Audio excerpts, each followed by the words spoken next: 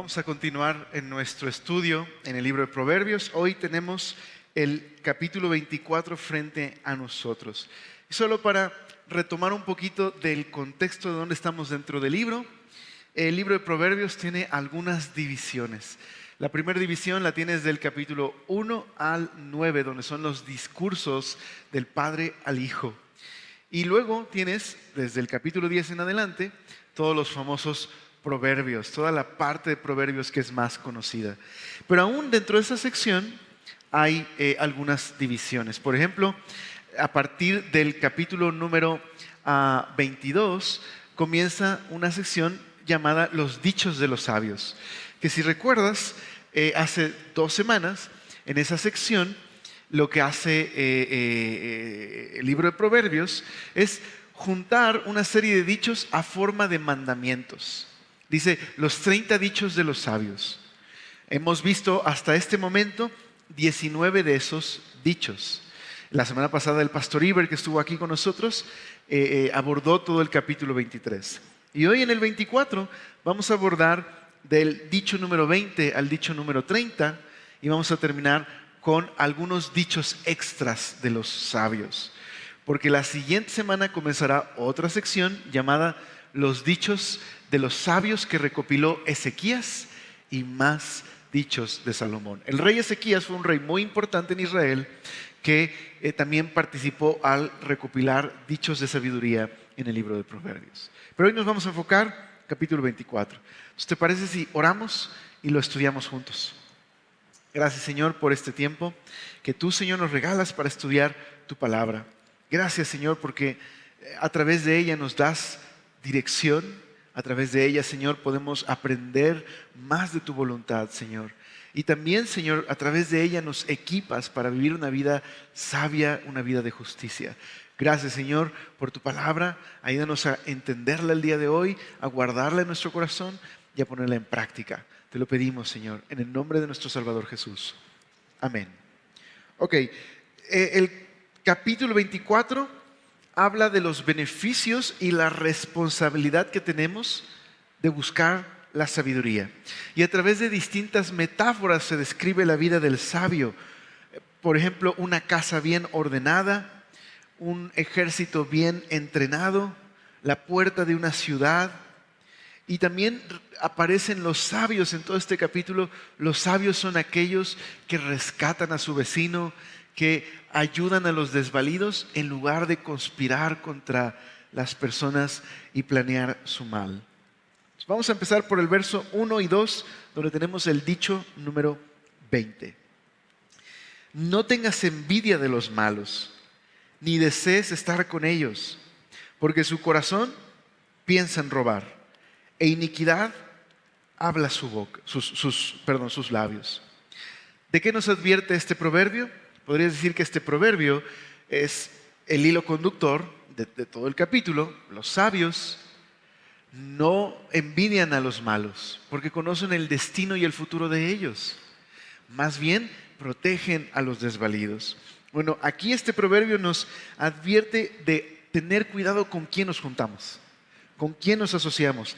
Especialmente no te asocies con los malvados. Y lo dice así, no los envidies. No desees tener lo que ellos tienen, porque el malvado está obsesionado con hacerle daño a los demás. Ahora, en este proverbio se conecta el corazón con los labios, ¿verdad? Es algo muy común en proverbios, y no solo en proverbios, sino en el pensamiento bíblico. Si recuerdas, el Señor Jesús dijo en el Nuevo Testamento que de la abundancia del corazón habla la boca. El corazón es el centro de quienes somos y el corazón dirige nuestra mirada, dirige nuestros labios, dirige nuestros pasos, y aquí está conectado los labios con el corazón. Lo que dice es, no desees ni envidies al malo, porque su corazón solo piensa en hacer daño y por eso sus labios hablan maldad.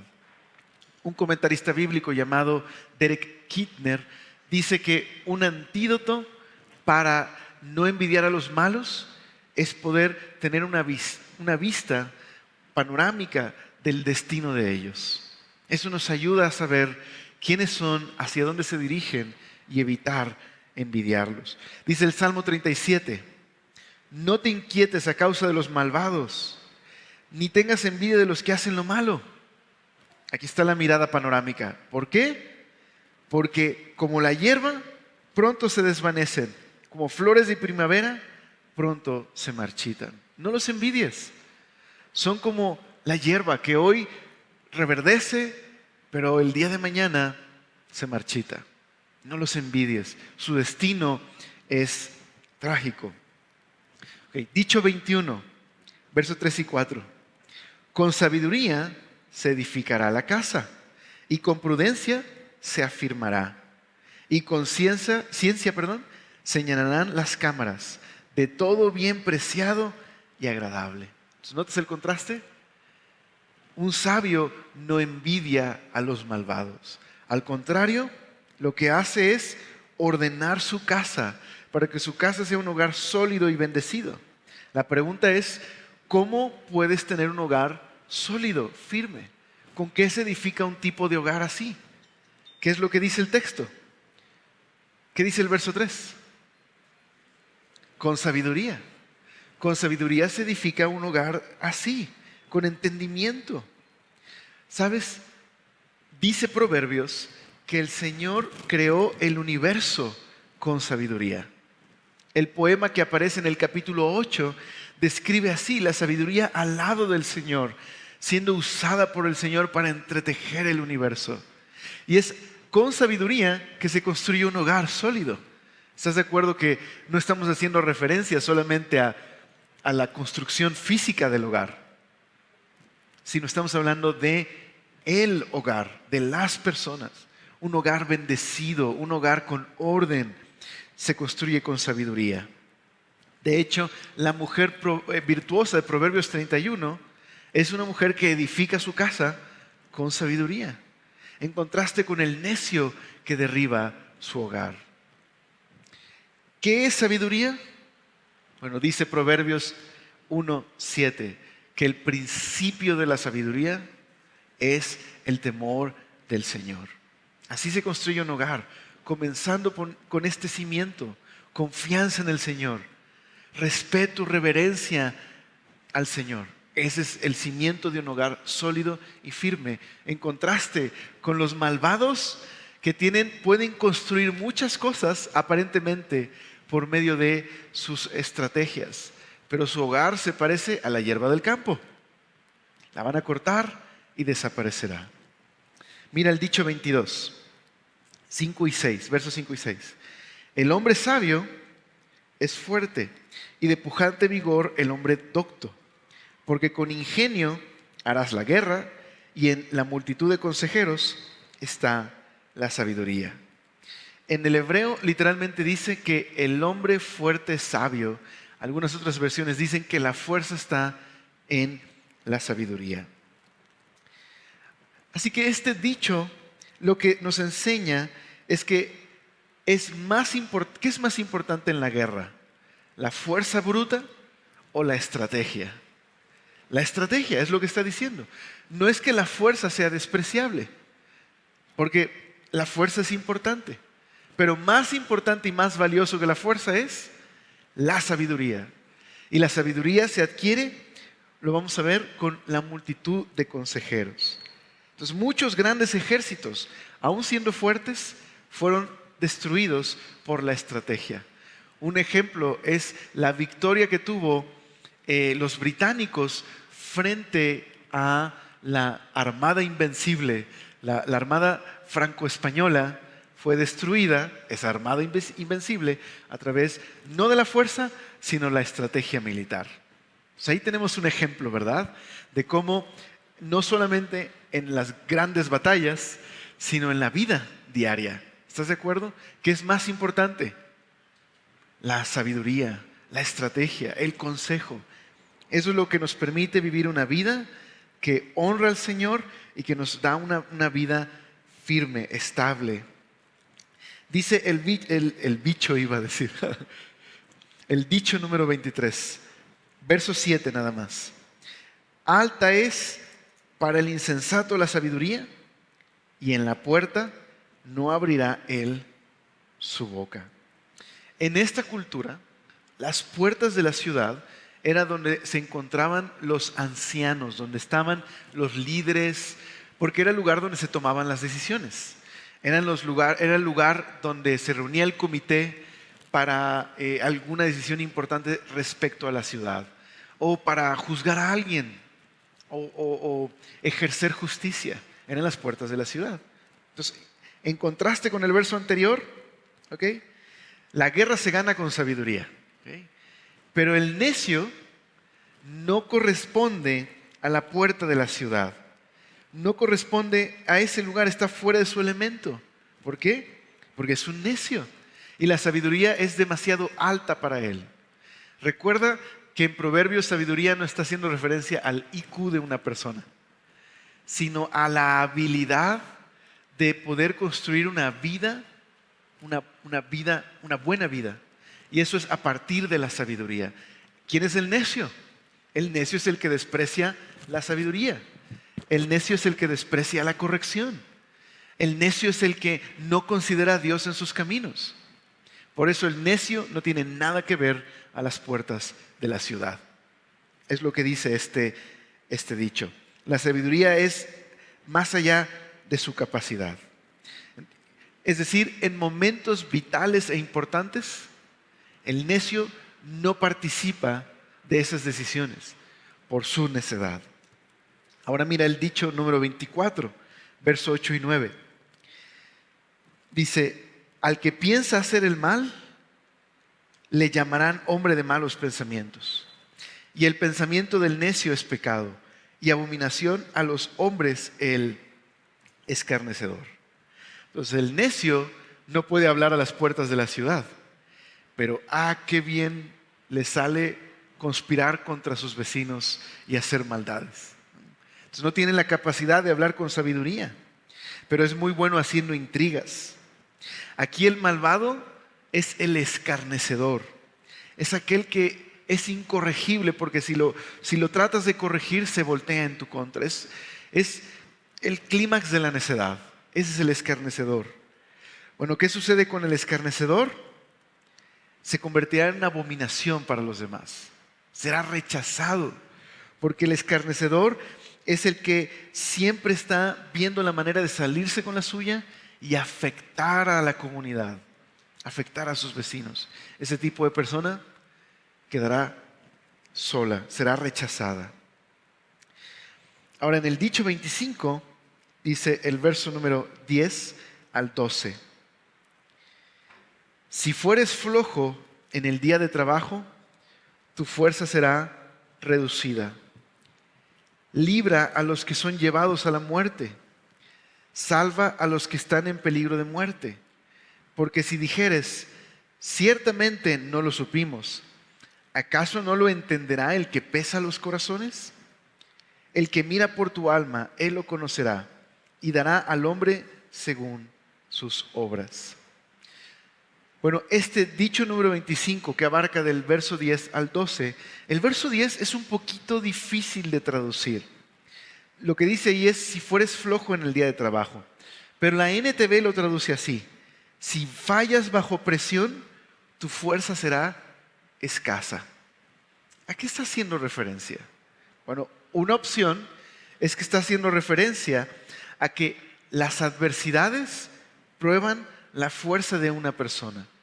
Si una persona puede soportar la adversidad, es una persona fuerte. Pero si no lo hace, es una persona que no tiene fuerza. Así que la adversidad revela cuán fuerte es una persona.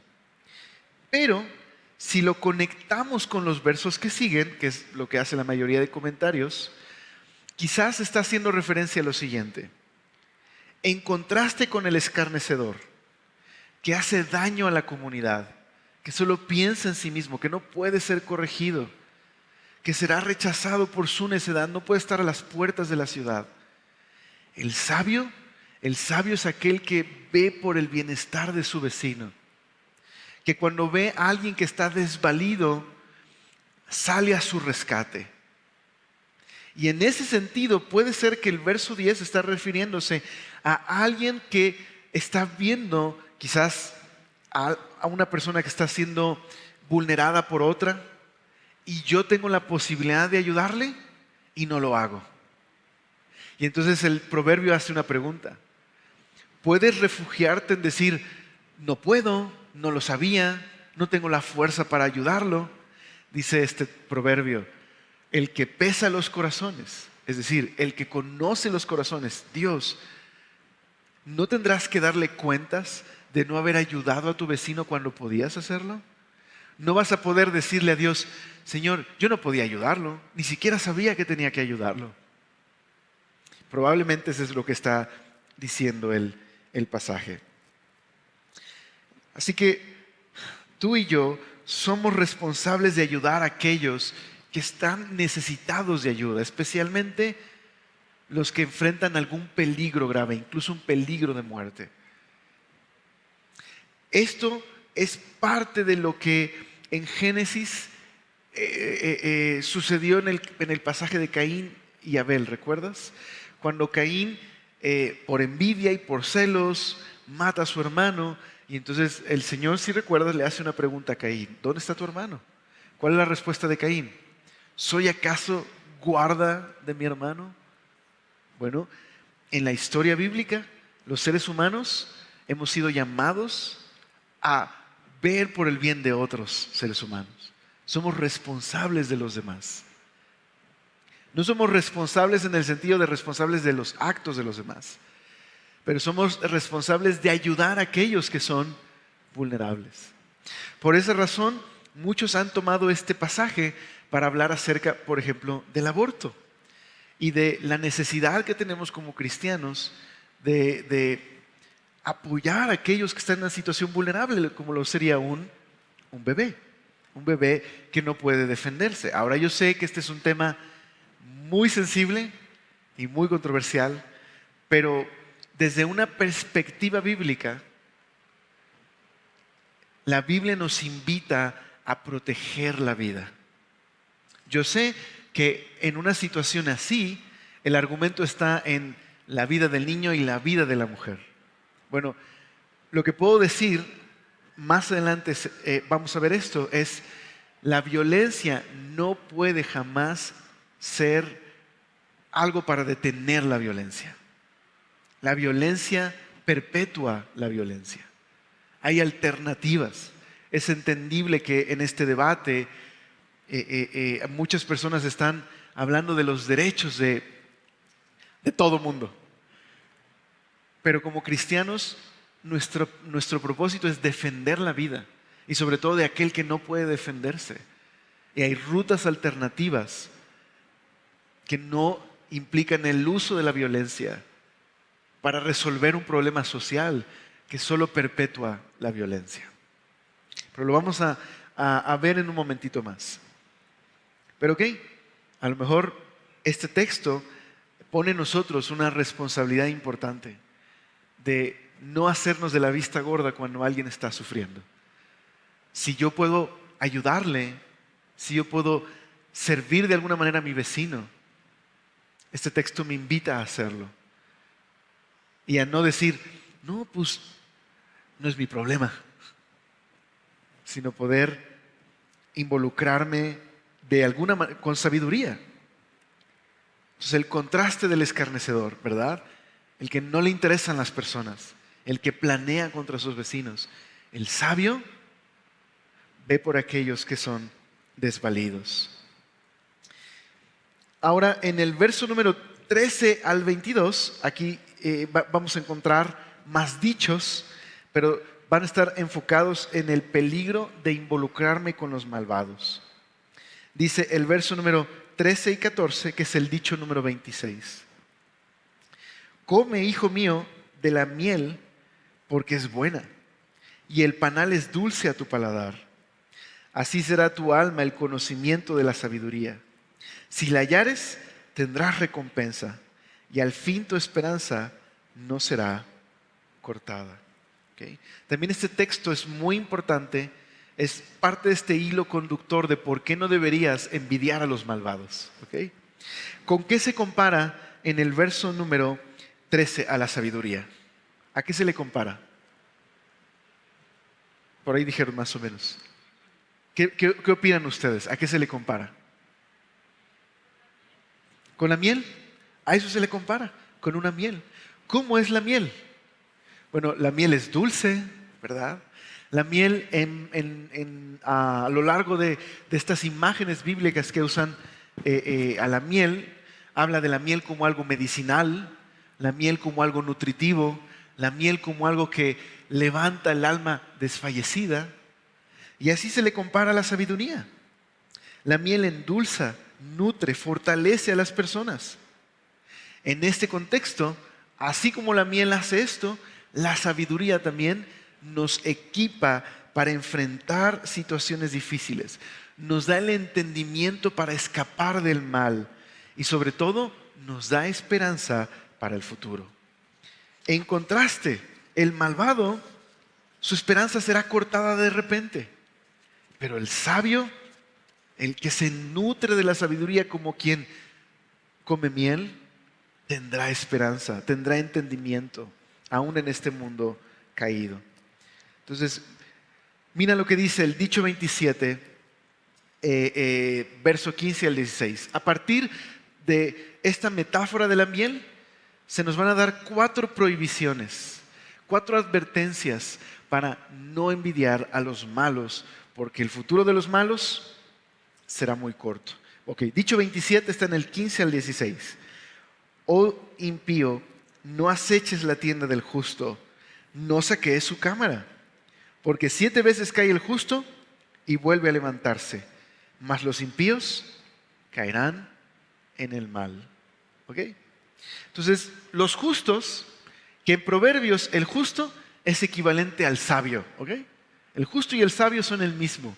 Son aquellos que temen al Señor, que buscan honrar a Dios con sus vidas, que se rinden a la definición de Dios de lo que es bueno y malo. Confían en el Señor. Ese es el justo o el sabio.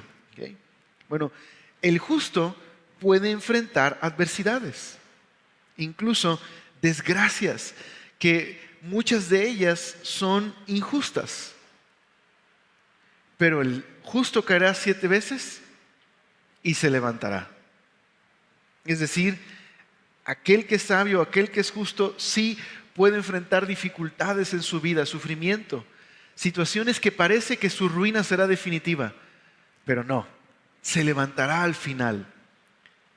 Pero el injusto, el malvado, aunque parezca que su vida es una buena vida, de pronto caerá su calamidad y nunca más se levantará de ella. Hay una advertencia, ¿verdad? Hijo, come miel, es decir, busca la sabiduría, busca construir tu hogar como un hogar sabio. No envidies a los malos, recuerda su destino. Es cierto, hijo, el justo puede sufrir injustamente, pero se levantará, porque el Señor lo va a levantar. Al final su ruina no será definitiva. No envidies al malvado, porque vendrá su calamidad de repente y no se levantará de ella. Dicho 28, versos 17 al 18. Cuando cayere tu enemigo, no te regocijes. Y cuando tropezare, no se alegre tu corazón.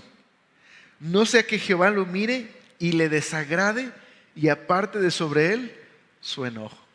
Ok, entonces, sí, hijo, el justo puede caer 7 veces y será levantado. El malvado un día llegará a su ruina. Pero te aconsejo esto, no te alegres cuando caiga el impío. Esto es, la palabra, así literal, la palabra correcta es, no te regodees. ¿Qué es regodearse? Bueno, soy muy chistoso, pero literalmente es alegrarme con maldad por la caída de mi enemigo. Este proverbio está haciendo referencia a enemigos personales, probablemente una referencia a un vecino, un familiar, alguien que es un enemigo personal, ¿ok? Este proverbio me anima, no te alegres con maldad cuando llega la calamidad de tu enemigo. ¿Por qué? Porque el Señor ve por los desvalidos, ¿recuerdas? No vaya a ser que por esa razón el Señor más bien libre a tu enemigo, porque ahora Él se ha convertido en un desvalido y tú en el opresor. Ahora, sin duda, sí hay un tipo de alegría cuando cae el injusto. En los salmos hay salmos que se llaman salmos imprecatorios. Son aquellos salmos donde el salmista está pidiendo que Dios traiga justicia. ¿Está bien que haya una alegría cuando Dios trae su juicio sobre el malvado? Sí, porque no nos alegramos de la caída del malvado, nos alegramos de que Dios haya llevado a cabo su justicia. Pero hay una gran diferencia entre, por ejemplo, Apocalipsis, cuando todos están alabando al Señor porque el Señor ha traído sus juicios justos sobre el mundo y está estableciendo un reino de justicia y paz, y llenarme de una jactancia porque veo que mi vecino le fue mal. Qué bueno, a ver si así aprende. ¿Okay? Eso es regodearse. Y el Señor dice que lo ve, que le desagrada completamente. Entonces, bueno, dice más adelante vamos a ver que la Biblia nos invita más bien a no tomar venganzas personales, sino a buscar hacer el bien de nuestro enemigo. Porque, ¿sabes? El juicio de Dios tiene que producir temor en nuestro corazón, ¿verdad? Tiene que poner en nuestro corazón un deseo de que Dios sea glorificado. Vamos al siguiente dicho, 29. Es verso 10 al 20. Dije verso 10 al 20, ¿qué estoy diciendo? Verso 19 al 20. Como diente roto y pie descoyuntado es la confianza en el prevaricador en tiempo de angustia. El que canta canciones al corazón afligido es como el que quita la ropa en tiempo de frío. Perdón, estoy leyendo otro. Sin querer lo empecé a leer y dije, yo no estudié esto, pero perdónenme. Perdón, discúlpenme. Ok, ahí estoy, ya. Verso 19 y 20, perdónenme. No te entremetas con los malignos, ni tengas envidia de los impíos, porque para el malo no habrá buen fin, y la lámpara de los impíos será apagada. Ok, con el buen fin no se refiere a el mes de noviembre, ¿estás de acuerdo? No habrá buen fin en ese sentido. Ok, una vez más, ¿a qué me invita? No envidies a los malvados. Ten cuidado. Pero ahora nos da una motivación de por qué no deberíamos envidiarles. ¿Y cuál es la razón? Porque no habrá un buen fin, porque su futuro será acortado. Como una lámpara que está prendida y de pronto se apaga. Así se describe la vida del impío. Tiene un tiempo límite. Aunque parezca que Dios no hace nada y que permite que los malvados estén ahí felices como si nada, de repente vendrá su calamidad y se apagará su lámpara. Es una buena motivación, ¿verdad?, para no envidiar a los malvados. Verso 21 al 22 es el último dicho de los sabios de estos 30 dichos a forma de mandamientos. Dice el verso 21 y 22. Teme a Jehová, hijo mío, y al rey. No te entremetas con los veleidosos, porque su quebrantamiento vendrá de repente. Y el quebrantamiento de ambos, ¿quién lo comprende? Aquí está la recompensa de vivir una vida tranquila, una vida pacífica, una vida temiendo a Dios y siendo un buen ciudadano. No entremeterse con los rebeldes. Con rebeldes aquí estás hablando de gente que provoca caos, que es caótica. Dice, no te entremetas con ellos. ¿Por qué? Porque vendrá su calamidad. Y probablemente está diciendo este proverbio que Dios utilizará al rey para ponerle fin a su calamidad. Al caos que están provocando los rebeldes. Ahí vendrá su calamidad. Pero, Alex, ¿y si el rey y el gobierno son los que provocan el caos? Ok, al ratito hablamos de eso, ¿vale? En un minuto más. Pero déjame decirte que este Proverbio se utiliza en dos pasajes muy importantes en el Nuevo Testamento. En Primera de Pedro capítulo 2 y en Romanos 13, donde tanto Pedro como Pablo animan a los cristianos a ser buenos ciudadanos, a honrar a las autoridades y a temer al rey. Por un momento más hablamos de ellos. Ok, verso 23 al 34 son más dichos de los sabios, pero estos dichos cambian su formato. Ya no es un padre dirigiéndose a un hijo, o no se menciona de esa manera, no se presenta en ese formato, y también no se menciona o se usa la palabra sabiduría. Entonces vamos a ver la introducción en el verso 23. También estos son dichos de los sabios. Hacer acepción de personas en el juicio no es bueno. El que quiere, dice, el que dirige al malo, el que dijere al malo, justo eres, los pueblos lo maldecirán y le detestarán las naciones, mas los que lo reprendieren tendrán felicidad. Entonces, aquí hay una exhortación a que la justicia tiene que ser impartida por un juez imparcial. Donde hay parcialidad, jamás habrá justicia. Así de sencillo. Si hay un interés del juez, es imposible que la justicia sea servida. Entonces nos invita, nos exhorta a darnos cuenta que una persona que es parcial en su juicio, pues será rechazado por los demás. Una persona que es justa en su juicio será bendecida, recibirá bendición. Verso número 26. Besados serán los labios del que responde palabras rectas. Okay. En esta cultura en particular, besar era un símbolo de amistad. Okay. En nuestra cultura, quizás esto nos parece muy extraño, ¿verdad? Nosotros involucramos un beso con algo romántico. ¿Okay? Pero en esta cultura, un beso podía significar amistad. Entonces, ¿qué es lo que está diciendo Proverbios? Que así como un beso representa devoción, sinceridad y compromiso en esta cultura, así la honestidad es como un beso. No solamente es correcto ser honesto, sino trae un beneficio, trae un abrazo, ¿okay? Es una caricia al corazón. Las palabras de alguien que es honesto, es lo que está diciendo. La honestidad no solo es correcta, sino benéfica. Verso número 27.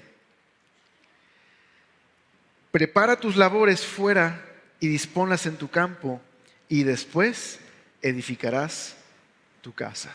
La NTV dice, antes de construir tu casa, haz tus planes y prepara los campos. Una manera de aplicar este pasaje es, no hagas nada apresurado sin preparación.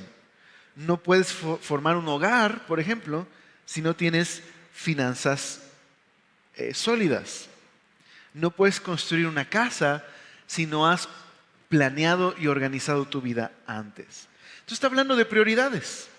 Antes de edificar tu casa, prepara tu campo. Antes de emprender este negocio, ordénate. Chicos y chicas que buscan en algún momento casarse, eso es un buen consejo, ¿estás de acuerdo? Yo sé que de pronto romantizamos esta parte del matrimonio, no importa, nos tenemos nosotros dos, ¿no? Estamos ahí como en un rinconcito cerca del cielo, ¿cómo se llama esa película? Un rincón cerca del cielo. Que digo yo que el final de un rincón cerca del cielo es lo más evangelístico que hizo Pedro Infante en su vida y pues literal predicar el evangelio al final, ¿no? Cuando habla de la pobreza, que era la de adentro, no la de afuera. Pero bueno, ok, perdónenme por desviarme. Entonces, este romanticismo de no, el Señor nos proveerá y tengamos fe. Mi hijo, el Señor, que quiere que confíes en Él, te dice, ordénate primero, ¿okay? Planea primero. No estoy hablando de construir una mansión antes de casarte. Simplemente sé sabio, trabaja y ordénate para que puedas construir un hogar sólido. ¿Okay? Una de las maneras en las que podemos aplicar este pasaje. Verso 28 y 29. No seas sin causa testigo contra tu prójimo, y no lisonjees con tus labios. No digas, como me hizo, así le haré. Daré el pago al hombre según su obra. Ok, estos dos proverbios, por un lado, está hablando de aquel que acusa falsamente y participa de ese falso testimonio. La advertencia es: no lo hagas, porque eso es procurar dañar a la otra persona. Ser testigo en base a un falso testimonio solo provoca sufrimiento y dolor. Pero por otro lado, no digas en tu corazón, si tú has sido víctima de un falso testimonio: ah, me la hizo, yo también se la voy a hacer cuando pueda. Una vez más, no envidies a los malvados. No tomes venganzas personales. Confía en el Señor. No te regodees cuando viene la caída de tu enemigo. Por último, verso 30 al 34. Habla de la pereza. Pero ahora es una reflexión de algo no que dice el sabio, sino que el sabio vio. Pasé junto al campo del hombre perezoso y junto a la viña del hombre falto de entendimiento. Y aquí que por toda ella habían crecido los espinos, ortigas habían ya cubierto su faz, y su cerca de piedra estaba ya destruida. Miré y lo puse en mi corazón, lo vi y tomé consejo. Un poco de sueño, cabeceando otro poco, poniendo mano sobre mano, otro poco para dormir. Así vendrá como caminante tu necesidad y tu pobreza como un hombre armado o como un ejército. Aquí está la reflexión. Un hombre vio la parcela de su vecino y es una parcela descuidada.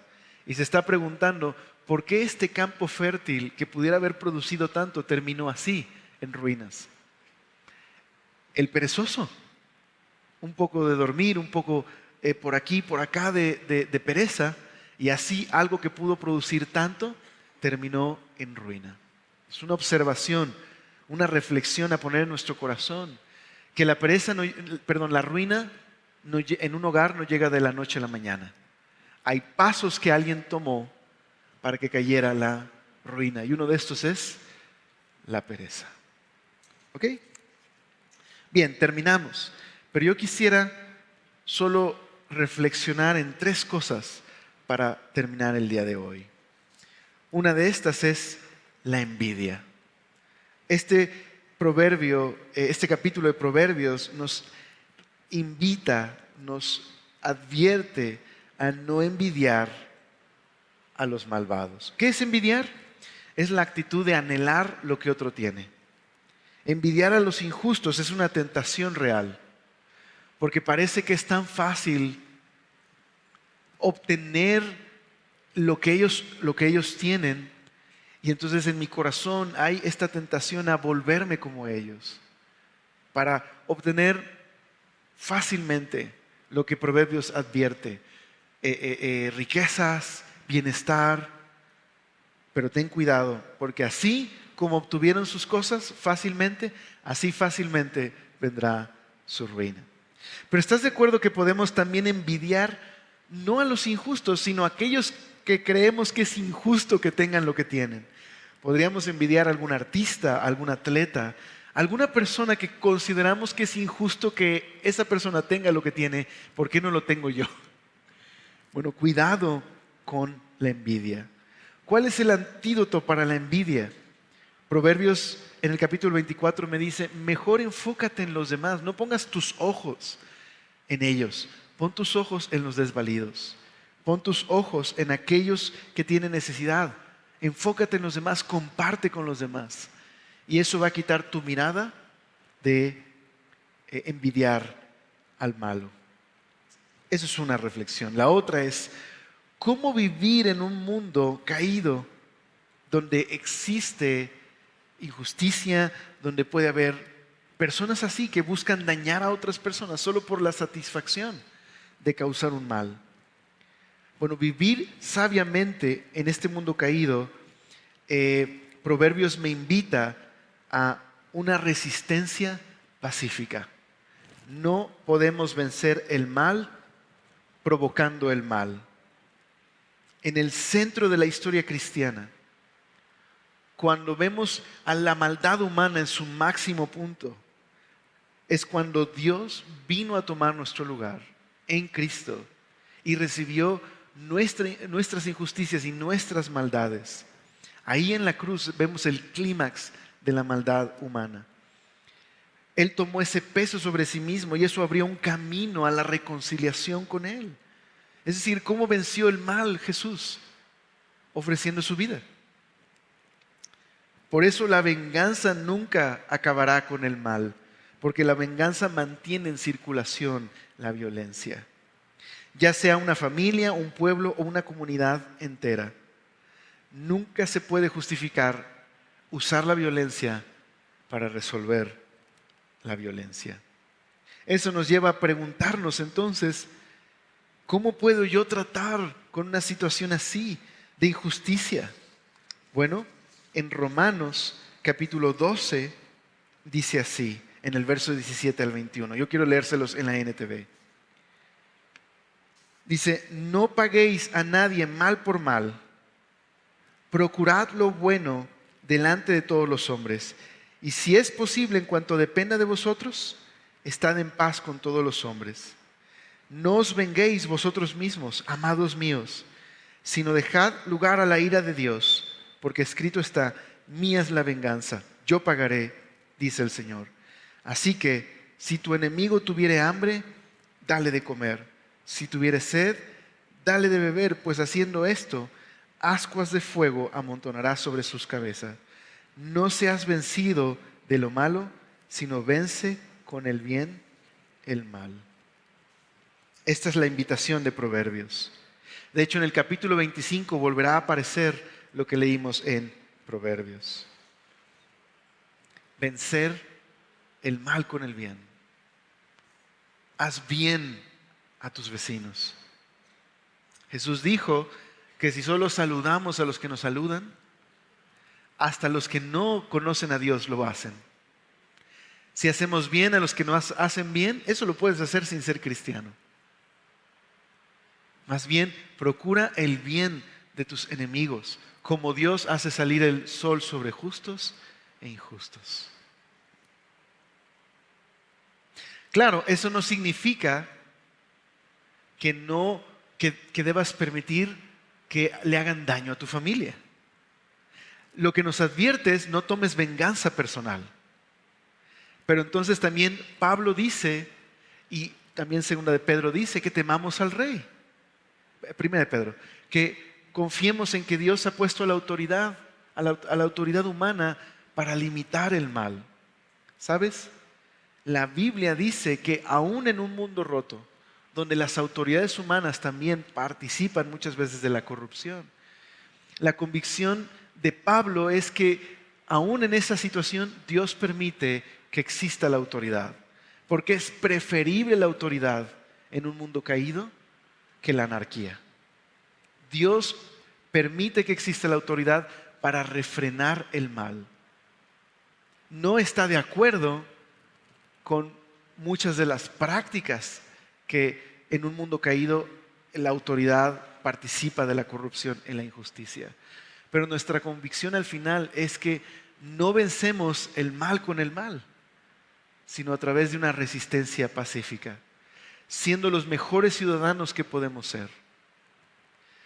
De lo contrario, Pablo advierte, si tratas de acabar con el mal a través de la violencia, lo único que hacemos es impedir que como cristianos podamos dar un testimonio de la transformación que Dios ha hecho en nuestro corazón. Al final podemos confiar en que Dios no va a permitir que la injusticia esté sin límite. Le ha puesto fecha en la que un día le pondrá fin. Mientras tanto, no envidiemos a los malos. Más bien, cuidemos de los desprotegidos.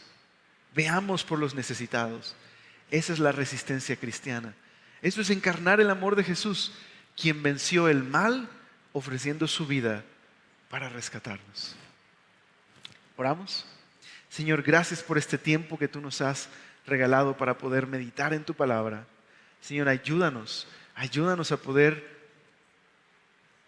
ir a casa meditando en estas cosas, Señor.